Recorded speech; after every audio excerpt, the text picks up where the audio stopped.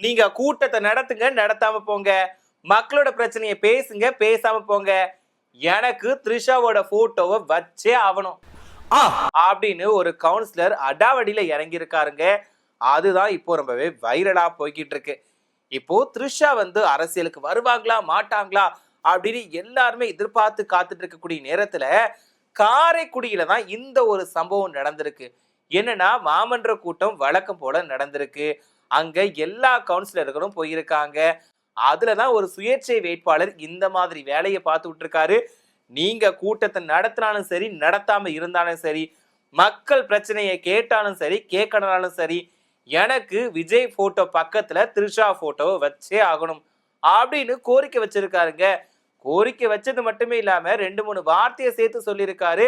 அந்த வீடியோலாம் ரொம்பவே வைரலா போய்கிட்டு இருக்கு. இப்ப பொதுவா எடுத்துக்கிட்டோன்னு பாத்துக்கோங்களேன், த்ரிஷா அரசியலுக்கு வருவாங்களா மாட்டாங்களா அப்படின்ற ஒரு கேள்வி வந்து சமூக வலைதளங்கள்ல கடந்த சில நாட்களா போய்கிட்டு தான் இருக்குது. இதுக்கு இடையில பாத்தீங்க அப்படின்னா எந்த இடத்துக்குனாலும் த்ரிஷா வந்து விஜய் கூட போறாங்கப்பா அப்படின்ற மாதிரியான ஒரு பேச்சுக்களுமே நிறைய இருந்துகிட்டு தான் இருக்குது. இதுல ஒரு ஹைலைட்டான விஷயம் என்னன்னா, விஜய் அவர்களுடைய பிறந்த நாள் விழா எல்லாருமே கோலாகலமா கொண்டாடினாங்க. சும்மா சொல்லக்கூடாது, ஒட்டுமொத்த தமிழ்நாடுமே கோலாகலமா தான் கொண்டாடினாங்க. இதுல நலத்திட்ட உதவிகளும் வழங்கினாங்க. இதுல நம்ம வந்து குறை சொல்ல முடியாது. ஆனா இதுல இதையும் தாண்டி எல்லாருமே எதிர்பார்த்த விஷயம் என்ன? Trisha, one and one Trisha மட்டும்தான். ஏன்னா இவங்க வந்து விஷ் பண்ணுவாங்களா மாட்டாங்களா அப்படின்னு எதிர்பார்த்த நேரத்துல பிறந்த நாள்லாம் முடிஞ்சு மறுநாள் வந்து எல்லாமா இருக்கக்கூடிய வாழ்க்கையை வந்து அர்த்தமா உள்ளதா மாற்றக்கூடிய ஒரு நபருக்கு பிறந்தநாள் வாழ்த்துக்கள் அப்படின்னு ஒரு போட்டோ போட்டு விஷ் பண்ணிட்டாங்க. இது ரொம்பவே வைரலா போய்கிட்டு இருந்துச்சு. இந்த விஷயம் எப்படி நடந்துச்சு? 2 பேரும் எப்போ மீட் பண்ணிக்கிட்டாங்க? எப்போ கேக் கட்டிங் பண்ணிக்கிட்டாங்க அப்படின்ற ஒரு கேள்வி எல்லாரோட மனசுலயுமே இருந்துகிட்டு தான் இருந்துச்சு. இப்போ அரசியலுக்கு வந்து த்ரிஷா வருவாங்களா அப்படின்ற கேள்வியை தாண்டி இந்த ஒரு விஷயம் பரபரப்பா பேசப்பட்டுச்சு. இதுக்கு முன்னாடி பாத்தீங்க அப்படின்னா த்ரிஷா வந்து அரசியலுக்கு வர போறாங்க அப்படின்ற மாதிரி சென்னை வடபழனியில கூட போஸ்டர்ஸ் ஒட்டியிருந்தாங்க. என்னன்னா ஜெயலலிதா அம்மையாருக்கு ஈக்குவலா த்ரிஷாவை ஒப்பிட்டு வந்து அந்த போஸ்டர் வந்து அச்சிட்டு ஒட்டியிருந்தாங்க. அதுல எப்படி எம்ஜிஆர் அவர்களுக்கு ஜெயலலிதா அம்மையாரோ அதே மாதிரிதான் விஜய் அவர்களுக்குமே த்ரிஷா அப்படின்ற மாதிரி போஸ்டர் ஒட்டியிருந்தாங்க. இன்னொரு என்னன்னா, இப்போ கழகத்தை பாதுகாக்கிறதுக்கு நாங்க இருக்கிறோம், விஜய் அண்ணன் அதாவது முதலமைச்சரை பாதுகாக்கிறதுக்கு வழி நடத்துறதுக்கு ஒருத்தர் வேணும், அதுதான் நீங்க அப்படின்ற மாதிரி வந்து போஸ்டர் ஒட்டியிருந்தாங்க. நீங்க வந்து கண்டிப்பா அரசியலுக்கு வரணும், வருக வருக தலைவியே அப்படின்ற மாதிரிலாம் த்ரிஷாவுக்கு வந்து அரசியலுக்கு வரவேற்று போஸ்டர் ஒட்டியிருந்தாங்க. இது ரொம்பவே வைரலா போச்சு. எப்படி இவங்க வந்து ஜெயலலிதா அம்மையார் கூட த்ரிஷா அவர்களை ஒப்பிட்டு பார்க்க முடியும்? ஜெயலலிதா அம்மையார் எவ்வளவோ கஷ்டப்பட்டு மக்களுக்காக நிறைய விஷயங்களை செஞ்ச ஒருத்தவங்க கூட த்ரிஷா அவர்களை எப்படி ஒப்பிட்டு பேச முடியும்? இவங்க வந்து நாட்டுக்கு அப்படின்னு நல்லது செஞ்சுட்டாங்க, மக்களுக்கு என்ன சேவையை செஞ்சுட்டாங்க அப்படின்ற ஒரு கேள்வி வந்து எழுந்துச்சு. அதே நேரத்துல இந்த மாதிரி விஷயத்த தயவு செஞ்சு பண்ணாதீங்க. நீங்க வந்து என்ன வேணாலும் சொல்லிக்கோங்கப்பா, நீங்க வந்து அரசியலுக்கு கூட கூப்பிட்டு வந்துக்கோங்க, ஆனா ஜெயலலிதா அம்மையார் கூட மட்டும் கம்பேர் பண்ணவே பண்ணாதீங்க அப்படின்னு நிறைய பேர் நொந்துக்கிட்டாங்க. ஏன்னா அந்த அளவுக்குலாம் இவங்க ஒர்த்து கிடையாதுப்பா அப்படின்ற மாதிரி தான் நிறைய பேர் சொன்னாங்க. இது ஒருபுறம் இருக்கக்கூடிய நேரத்துல இளம் தலைவி அப்படின்னு ஒரு சில பேர் வந்து தூக்கி வச்சு கொண்டாடினாங்க. வருங்கால துணை முதலமைச்சர் த்ரிஷா அப்படின்னு சொன்னாங்க, இளம் தலைவி த்ரிஷா அப்படின்னு சொன்னாங்க, அந்நியார் த்ரிஷா அப்படின்னு சொன்னாங்க. இப்படின்னு இஷ்டத்துக்கு ஒவ்வொரு விதமா சொல்லிக்கிட்டே இருந்தாங்க. ஸோ இதெல்லாம் ஒரு பக்கம் சகிச்சு முடிச்சு அந்த பிரச்சனை எல்லாம் ஊஞ்சி அடங்கும் போதுதான் இப்போ ஒரு புது பிரச்சனை. நீங்க கூட்டத்தை நடத்தினா நடத்தலாட்டா என்ன?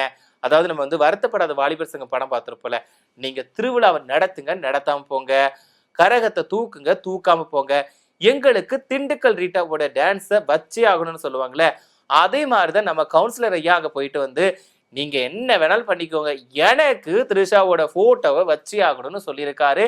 இதுதான்ப்பா வைரலா போய்கிட்டு இருக்கு.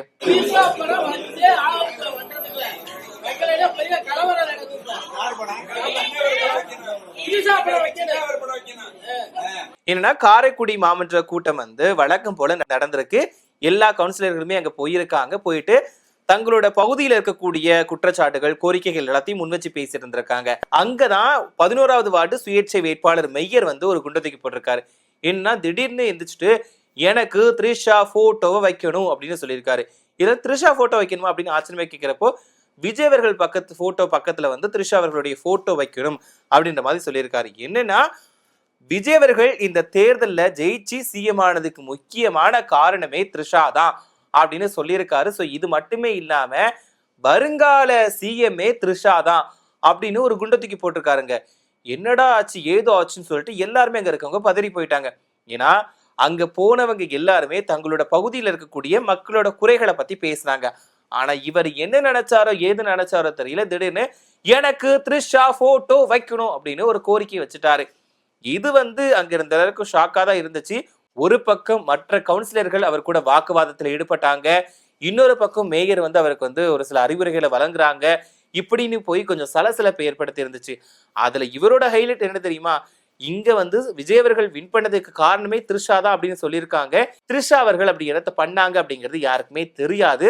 சோ ஒருவேளை அவருக்கு தெரிஞ்சிருக்குமோ என்னவோ, வருங்கால சிஎம்ஏ த்ரிஷா தான் அப்படின்னு ஒரு குண்டை தூக்கி போட்டுட்டாரு. சோ இது தொடர்பான வீடியோ காட்சிகள் சமூக வலைதளங்கள்ல ரொம்பவே வைரலா போய்கிட்டு இருக்கு. சோ இந்த மாதிரி தான் இப்போ தமிழ்நாட்டோட அரசியல் களம் அப்படிங்கிறது போய்கிட்டு இருக்கு. எப்போ என்ன நடக்குது, ஏது நடக்குது, யாரு அரசியலுக்கு குதிக்க போறா, யார் யார் கூட கூட்டணி வைக்க போறா, யார் யார் கூட சேர போறாங்க, யார் யார்கிட்ட இருந்து கலந்துட்டு ஓட போறாங்க அப்படிங்கிறது தெரியாம தான் போய்கிட்டு இருக்கு. இதுக்கு இடையில இப்படியும் ஒரு சில ஃபன் மூமெண்ட்ஸ் நடந்துகிட்டு தான் இருக்குது. எஸ், எனக்கும் புரியல. என்னன்னா த்ரிஷா அவர்கள் என்ன பண்ணாங்க அப்படிங்கிறது தெரியல அப்படின்ற மாதிரி மக்களுமே சொல்லிட்டு தான் இருக்கிறாங்க. ஒவ்வொரு மக்களோட ஒரு கேள்வியுமே இதுதான்.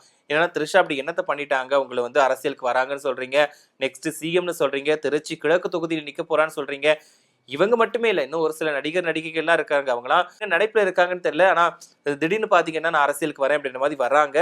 வரது ஓகே தான், யாரு வேணாலும் அரசியலுக்கு வரலாம், மக்களுக்கு நல்லது செய்யலாம். ஆனா இவங்க இதுக்கு முன்னாடி என்ன பண்ணியிருக்காங்க அப்படின்ற ஒரு கேள்வி கண்டிப்பா மக்களோட மனசுல எழுந்துகிட்டு தான் இருக்குது. ஸோ கண்டிப்பா மக்கள் தெளிவாயிட்டாங்க. ஸோ வரக்கூடிய காலங்கள்ல எல்லாமே தெரிய வரும். ஏன்னா இந்த த்ரிஷா அவர்களுடைய விவகாரம் அப்படிங்கிறது ஒரு கிட்டத்தட்ட ஒரு 4-5 மாதங்களா சமூக வலைதளங்கள்ல ஆக்கிரமிப்பு பண்ணிக்கிட்டு தான் இருக்குது. ஏன்னா அவங்க இந்த தேர்தலுக்கு முன்னாடியும் கொஞ்சம் ட்ரெண்டிங்ல இருந்தாங்க. தேர்தல் சமயம், அதுக்கப்புறம் தேர்தல் ரிசல்ட்டு, அப்புறம் முதலமைச்சரோட பதவியேற்பு விழா முதற்கொண்டு இவங்க உற்றுநோக்கப்பட்டாங்க. இப்போ பிறந்தநாள் வரைக்குமே உற்றுநோக்கப்பட்டுட்டு வந்தாங்க. ஸோ இதெல்லாம் கடந்து வந்துகிட்டு இருக்கக்கூடிய நேரத்துல இப்படி ஒரு விஷயம் நடந்திருக்கு. அதுவும் காரைக்குடியில இந்த ஒரு சம்பவம் வந்திருக்கு. இன்னும் என்னென்னத்தெல்லாம் பார்க்க போறோமோ தெரியல. ஏன்னா ஒவ்வொரு நாளுக்கும் ஒவ்வொரு விஷயத்த நீங்க புதுசு புதுசா கிரியேட் பண்றீங்கப்பா அப்படின்ற மாதிரி தான் மக்கள் ஃபீல் பண்ணிக்கிட்டு இருக்காங்க. ஸோ சொன்ன மாதிரி இதெல்லாம் எங்க போய் முடிய போகுது, இதோட முடிவு என்னவா இருக்க போகுது அப்படிங்கிறது யாருக்குமே தெரியல. ஸோ அந்த சுயேட்சை வேட்பாளர் எதை நினைச்சு பண்ணார் அப்படிங்கிறது யாருக்குமே தெரியல. ஒரு பக்கம் அந்த ஒரு கட்சியினரை குறை சொல்றதுக்காக இதை பண்ணாரா, இல்லாட்டா அவரே விருப்பப்பட்டு பண்ணாரா அப்படிங்கிறது தெரியல. திடீர்னு இந்த மாதிரி ஒரு விஷயத்த பண்ணது கொஞ்சம் கான்ட்ரவர்சியை கிரியேட் பண்ற மாதிரி இருக்குன்னு கூட சொல்லலாம். அது மட்டும் இல்லாம இப்போ இந்த வீடியோ காட்சிகளுமே ரொம்பவே வைரலா தான் போய்கிட்டு இருக்கு. ஏன்னா ஒரு சாதாரண ஒரு விஷயம்னா கூட ட்ரெண்டிங்ல வரும். ஆனா இது த்ரிஷா புயல் ஈடுபட்டிருக்கிறதுனால கண்டிப்பா இது ட்ரெண்டிங்ல தான் இருக்குது. நான் சொன்ன மாதிரிதான், உண்மையாவே இவர் அவர் ஃபீல் பண்ணி சொன்னாரா, இல்லைனா அந்த கட்சியினரை ஒரு குறை சொல்றதுக்கோ, அவங்கள அவங்க கிட்ட ஒரு விஷயத்த சொல்லுறதுக்கோ, அவங்க கிட்ட இருக்கக்கூடிய குறைகளை சுட்டி காட்டுறதுக்காக இந்த மாதிரி பண்ணாரா, இல்லாட்டா இப்போ இருக்கக்கூடிய அரசியல் களம் இந்த மாதிரி தான் இருக்குது அப்படிங்கிறத முன்வச்சு சொன்னாரா அப்படிங்கிறது தெரியல. பட் இருந்தாலும் இந்த ஒரு விஷயத்தினால அந்த கூட்டத்துல சலசலப்பு ஏற்பட்டிருக்கு. இதனால திமுக கவுன்சிலர்களுமே எழுப்பி என்ன பண்ணியிருக்காங்கன்னா, முன்னாள் முதலமைச்சர் மு.க. ஸ்டாலின் அவர்களுடைய புகைப்படத்தை வைக்கணும் அப்படின்ற மாதிரிலாம் கொஞ்சம் சலசலப்பு நீடிச்சிருக்கு. ஸோ ஒரு வழியா அந்த கூட்டத்தை முடிச்சிருக்காங்க. ஸோ அடுத்தடுத்து என்ன நடக்க போகுது அப்படிங்கிறத நம்ம பொறுத்திருந்து தான் பார்க்கணும். ஸோ இதை பத்தி நீங்க என்ன நினைக்கிறீங்க? ஒருவேளை இவர் சொன்ன மாதிரி முதலமைச்சரா விஜய் அவர்கள் ஆனதுக்கு த்ரிஷா தான் காரணமா? ஒருவேளை வரக்கூடிய காலங்கள்ல த்ரிஷா அவர்கள் சிஎம் ஆகிறதுக்கு வாய்ப்பு இருக்கா அப்படின்ற உங்களோட கருத்துக்களை மறக்காம கமெண்ட்ல சொல்லுங்க. அது மட்டும் இல்லாம த்ரிஷா அவர்கள் அரசியலுக்கு வந்தா எந்த மாதிரியான மாற்றம் இருக்கும் அதையுமே மறக்காம கமெண்ட்ல சொல்லிடுங்க.